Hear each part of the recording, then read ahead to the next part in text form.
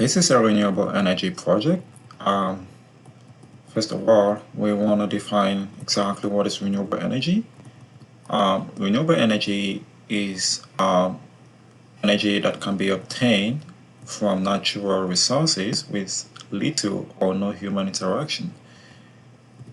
One of the reasons why organizations, investors might want to invest in such a project is the guarantee it gives for capital preservation. So if you're looking forward to investing in an asset that will guarantee you your capital back, then this might be an investment for you.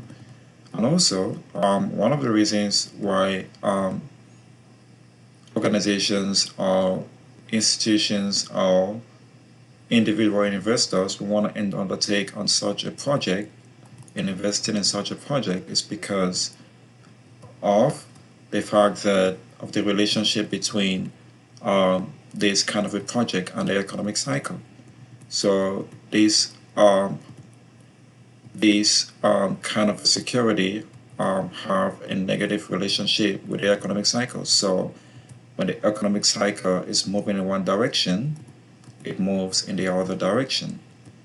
That is to say that they are defensive stocks, so they are non-cyclical stocks as a result.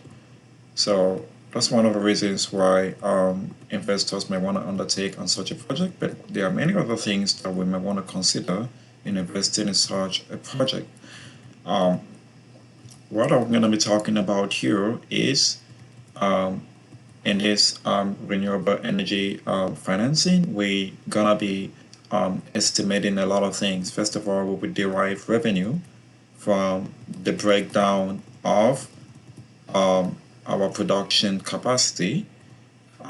We will also derive our pricing.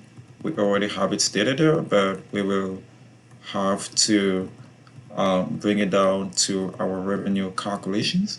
And also, what we're gonna do here is we're gonna simulate exactly what our operating costs would be so that it would in turn drive our EBITDA going forward. So that's what we're gonna be doing as a result of this analysis. But there are many things to cover up here. First of all, we will derive EBITDA, which is the revenue minus the expenses, and then we will use that EBITDA to drive our debt sizing, that is our debt schedule. From then, we will use the principal and interest calculated from our debt schedule to determine our free cash flow. And then from the free cash flow, we will then determine the percentage of the general partners that will be contributed into this project and that of the limited partners as well. And then we will also describe disproportional returns, reason why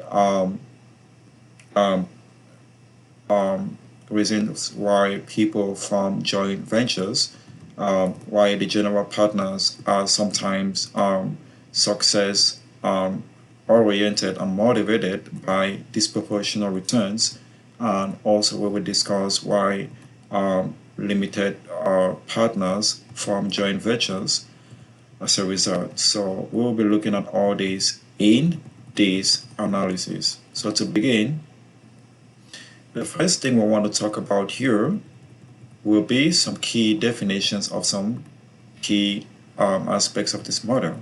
So the first thing we're going to talk about here is the commercial operation date, which is just the date at which this asset begins operations. And then we also want to talk about the EPC contract, which is definitely, it is just defined as the total cost. It governs the total cost to cover the construction of this photovoltaic asset. So this is basically a renewable energy project, but specifically it is a solar energy project. So in the next video, we'll be discussing some other definitions of some other key items we're gonna be using in this model.